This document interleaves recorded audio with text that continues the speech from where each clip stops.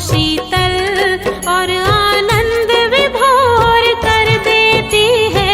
याद आपकी बाबा हमें सुखों से भर देती है। याद आपकी बाबा हमें सुखों से भर देती है। तन मन को शीतल और आनंद विभोर कर देती है।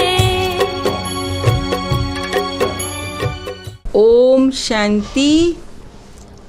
अव्यक्त बाप दादा के 26/1/70 के महावाक्य।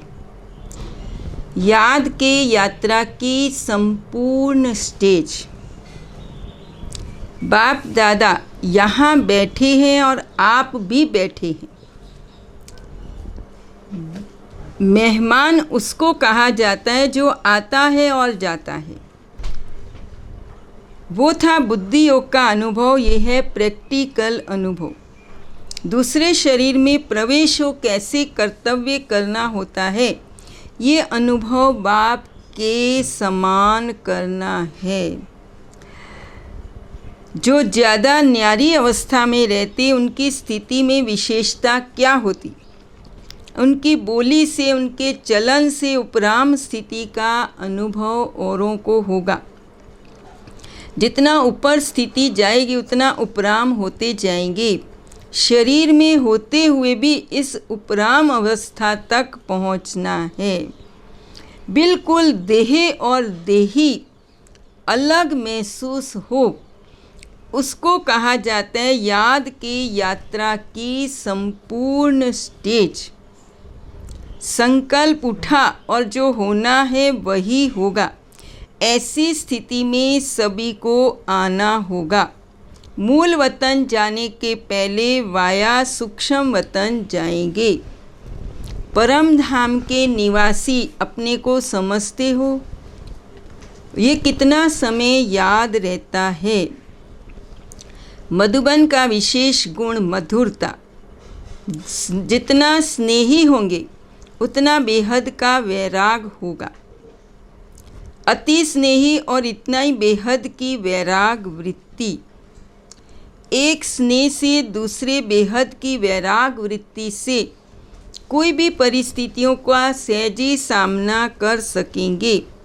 सफलता का सितारा आपके मस्तक में चमकते हुए देखेंगे। जब वो समझेंगे मैं हूँ ही सफलता का सितारा, तो असफलता कैसे आ सकती। सर्वशक्तिवान की संतान कोई कार्य में असफल नहीं हो सकती। सदैव सफलता मूर्त समझो, निश्चय को विजय कहा जाता है। इसलिए बाबा ने कहा फर्ज समझ करना, फर्ज और मर्ज में सिर्फ एक बिंदी का फर्क है, लेकिन बिंदु रूप में न होने कारण फर्ज भी मर्ज हो जाता है। एक दो के विशेष गुण को देख एक दो को आगे रखना। किसको आगे रखना, ये भी अपने को आगे बढ़ाना है। अंतर्मुख होकर सोचना, मेरे से ये भूल क्यों हुई, ये तो माया का रूप है। मैं तो रचयिता बाप का बच्चा हूँ। अपने साथ एकांत में बातें करूँ। एक एक आत्मा के पास ये ईश्वरीय स्नेह और सहयोग का यादगार छोड़ना। जितना एक दो के स्नेही सहयोगी बनते उतना ही माया के विघ्न हटाने में सहयोग मिलता है। सहयोग देना अर्थात सहयोग लेना। अब अनेक स्नेह समाप्त कर एक से स्नेह जोड़ना। वो अनेक स्नेह भी परेशान करते हैं और ये एक स्नेह सदैव के लिए परिपक्व बनाने वाला है। तो अनेक तरफ से तोड़ना, एक तरफ जोड़ना। तो बाबा कहती सदा शुद्ध संकल्पों में पहले से ही मन को बिजी रखेंगे तो संकल्प नहीं आएंगे। पूरा भरा हुआ होगा तो एक बूंद भी जास्ती पड़ नहीं सकेगी, नहीं तो बह जाएगा। यही संकल्प मन में रहे, जो व्यर्थ संकल्प आने का स्थान ही न हो। अपने को इतना बिजी रखो, वो आप पूरे प्रयोग में नहीं लाते हो, इसलिए व्यर्थ संकल्प आ जाते। एक तरफ बिजी रखने से दूसरा तरफ स्वयं छूट जाता है। इसको कहते तीव्र पुरुषार्थी। जैसे ड्रामा में हर सेकंड जो बात बीती, जिस रूप में बीत गई, वो फिर से रिपीट नहीं होगी, फिर रिपीट होगी 5000 वर्ष के बाद। वैसे ही कमजोरियों को बार बार क्यों रिपीट करते हो, बाबा ने कहा। जब कमजोरी समेटी जाती है तब कमजोरी की जगह शक्ति भर जाती है। जो बीता सो बीता। एक से जोड़ना, अनेक से तोड़ना, एक बाप के सिवाय दूसरा ना कोई। जब ऐसी अवस्था हो जाएगी फिर ये बंधन आदि सब खत्म हो जाएंगे। इसका कारण स्नेह में कमी। जितना अटूट स्नेह होगा उतना ही अटूट सहयोग मिलेगा। अटूट स्नेह रख करके अटूट सहयोग को प्राप्त करना। ये स्मृति आती है कि हम ही कल्प पहले वाले थे, अभी फिर से हम ही निमित्त बनेंगे। जिसको ये नशा रहता उनके चेहरे में खुशी और ज्योति रूप देखने में आता है।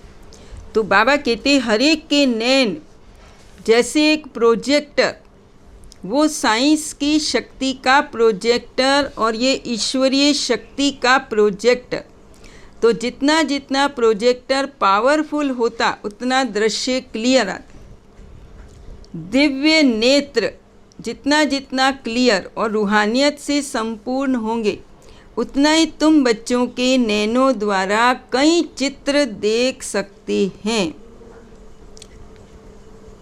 इन नैनों द्वारा बाप दादा और पूरी रचना के स्थूल सूक्ष्म मूल तीनों लोकों के चित्र देख सकते। जितनी जितनी लाइट तेज होगी उतना चित्र क्लियर। बल्ब पावरफुल कितना है चेक करो। कौन सी बात से परख सकते हो। लाइट का विशेष गुण अस्पष्ट को स्पष्ट करना। इसी रीति से अपनी परसेंटेज परखने का तरीका यही है। एक तो अपने पुरुषार्थ का मार्ग स्पष्ट होगा, लाइन क्लियर। दूसरा, अपना भविष्य स्टेटस भी देखने में आएगा। और तीसरी बात, जिनों की सर्विस करते हो तो जितनी खुद की रोशनी पावरफुल होगी उन्हों को भी इतना ही सहज और स्पष्ट मार्ग दिखा सकेंगे। जितनी लाइट पावरफुल होगी वो ना खुद उलझते ना दूसरों को उलझाते। तो अपने पुरुषार्थ अपनी सर्विस से देख सकते हो। जिनों की सर्विस करते उन्हों का मार्ग स्पष्ट होता है। कई खुद कभी कदम कदम पर ठोकर खाती और उनकी रचना भी ऐसी होती।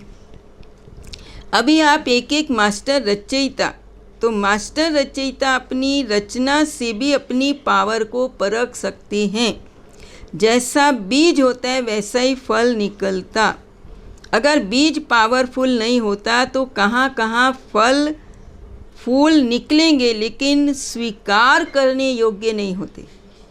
जो बहुत सुंदर व खुशबूदार होंगे, जो फल अच्छा होगा उनको ही खरीद करेंगे ना। अगर बीज ही पावरफुल नहीं तो रचना भी जो पैदा होती वो स्वीकार करने योग्य नहीं होती। इसलिए अपनी लाइट की परसेंटेज को बढ़ाओ। साक्षात्कार मूर्त बन सकेंगे जो सदैव साक्षी स्थिति में स्थित होंगे। उनके नैन प्रोजेक्टर का काम करेंगे। उनका मस्तक सदैव चमकता हुआ दिखाई देगा। देवताओं को सजाकर मस्तक में बल्ब जलाते हैं ना, तो ये होली में ऐसा करते हैं। विनाश के समय भी ये लाइट रूप आपको बहुत मदद देगी। एक एक के मस्तक में लाइट देखने में आए। किस भी वृत्ति वाला आपके सामने आए वो इस देह को ना देख आपके चमकते हुए इस बल्ब को देखेंगे जो बहुत तेज लाइट होती, उसको जब देखने लगते तो दूसरी चीज़ें छिप जाती हैं। जब देह को देखेंगे ही नहीं तो बाबा ने कहा तमोपुनी दृष्टि वृत्ति स्वतः ही खत्म हो जाएगी। ये परीक्षाएं आनी हैं, सभी प्रकार की परिस्थितियां पास करनी हैं। बाबा कहते उसके लिए पहला परिवर्तन, आँख खुलते मैं शरीर नहीं आत्मा हूँ। ये आदि समय का आदि परिवर्तन संकल्प अमृत वेला आदि काल है। समर्थ संकल्प, श्रेष्ठ संकल्प, श्रेष्ठ बोल, श्रेष्ठ कर्म का आधार बन जाएगा। दूसरा परिवर्तन मैं किसका हूँ, सर्व संबंध किससे हैं, सर्व प्राप्तियाँ किससे हैं। पहले देह का परिवर्तन, फिर देह के संबंध का परिवर्तन, फिर संबंध के आधार पर प्राप्तियों का परिवर्तन। अमृत वेले के बाद अपने देह के कार्यक्रम करते हुए जिससे निरंतर सहज योगी बन जाएंगे, सदा ये संकल्प रखो मैं चैतन्य सर्वश्रेष्ठ मूर्ति हूँ। और ये मंदिर है, चैतन्य मूर्ति का देह चेतन मंदिर है। इस मंदिर के अंदर स्वयं बाप दादा की प्रिय मूर्ति विराजमान है।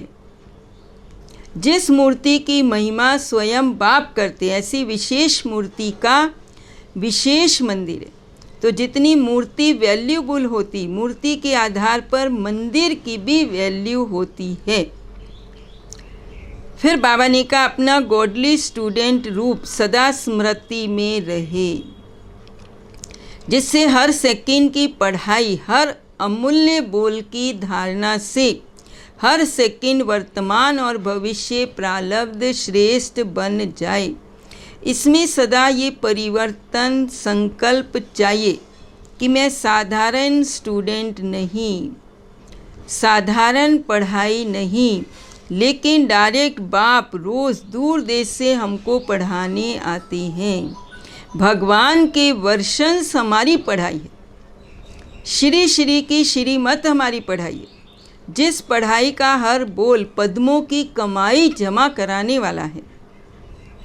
एक बोल भी धारण किया तो बोल मिस नहीं किया, लेकिन पद्मों की कमाई अनेक जन्मों की श्रेष्ठ प्रारब्ध व श्रेष्ठ पद की प्राप्ति में कमी की। ऐसा परिवर्तन संकल्प भगवान बोल रहे हैं और हम सुन रहे। मेरे लिए बाप टीचर बनकर आए, मैं स्पेशल लाडला स्टूडेंट हूँ। मेरे लिए बाप दादा आए हैं। यही परिवर्तन श्रेष्ठ संकल्प रोज़ क्लास के समय धारण कर पढ़ाई करो। साधारण क्लास नहीं, सुनाने वाले व्यक्ति को नहीं देखना, लेकिन बोलने वाले बोल किसके हैं उसको सामने देखो। व्यक्त में अव्यक्त बाप और निराकारी बाप को देखो। फिर बाबा ने कहा सेवा का पार्ट आया। सेवा में किसी भी प्रकार की सेवा, चाहे प्रवृत्ति की, चाहे व्यवहार की, चाहे ईश्वरीय सेवा, प्रवृत्ति चाहे लौकिक संबंध हो, कर्म बंधन के आधार से संबंध हो, लेकिन प्रवृत्ति में सेवा करते परिवर्तन संकल्प यही करो, मर्जीवा जन्म हुआ, अर्थात लौकिक कर्म बंधन समाप्त। कर्म बंधन समझकर नहीं चलो। मर्जीवे जन्म के कारण श्रीमत के आधार पर सेवा के संबंध का आधार, कर्म बंधन नहीं, सेवा का संबंध। सेवा का संबंध समझ करके चलेंगे तो बंधन में तंग नहीं होंगे, लेकिन अति पाप आत्मा, अति अपकारी आत्मा, बगुले के ऊपर भी नफरत नहीं, घृणा नहीं, निरादर नहीं, लेकिन विश्व कल्याणकारी स्थिति में स्थित हो, रहम दिल बन तरस की भावना रखते हुए सेवा का संबंध समझकर सेवा करेंगे और जितने ही होपलेस केस की सेवा करेंगे तो उतने ही प्राइज के अधिकारी बनेंगे। नामी ग्रामी विश्व कल्याणकारी गाए जाएंगे, पीस मेकर की प्राइज लेंगे। लेकिन सेवा करते करते अटैचमेंट में नहीं आ जाना, ये परिवर्तन संकल्प करो। सेवा का संबंध अर्थात त्याग और तपस्वी रूप, सच्ची सेवा के लक्षण यही हैं। ऐसे व्यवहार में भी डायरेक्शन, प्रमाण, निमित्त मात्र, शरीर निर्वाह, मूल आधार आत्मा का निर्वाह। शरीर निर्वाह के पीछे आत्मा का निर्वाह भूल नहीं जाना चाहिए। व्यवहार करते शरीर निर्वाह और आत्म निर्वाह दोनों का बैलेंस, याद की विधि और धन की वृद्धि दोनों साथ साथ चाहिए। श्रीमत पर चलने वाले कर्म योगी व्यवहार और परमार्थ दोनों साथ साथ हों। ये ईश्वरीय सेवा अर्थ कर रहा हूँ। स्थूल धन भी आता रहेगा और मन से अविनाशी धन भी जमा होता रहेगा, तो डबल कमाई करते रहेंगे।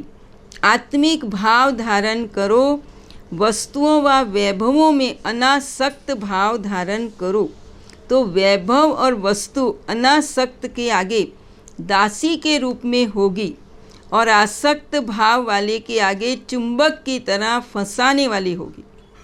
इसलिए व्यक्ति और वैभव में आत्म भाव और अनासक्त भाव का परिवर्तन करो। साधनों के आधार पर साधना ऐसे समझो जैसे रेत के फाउंडेशन के ऊपर बिल्डिंग खड़ी कर रहे हो, तो बार बार हलचल में डगमग होंगे, गिरा की गिरा यही हालत होगी। इसलिए यही परिवर्तन करो, साधन विनाशी और साधना अविनाशी। साधन निमित्त मात्र, साधना निर्माण का आधार। साधना को महत्व दो।